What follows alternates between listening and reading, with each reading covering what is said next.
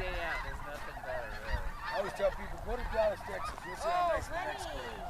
You were asking if birds really do their thing? Yeah. Look at your car. Well, they saw it. They go, get the gray car.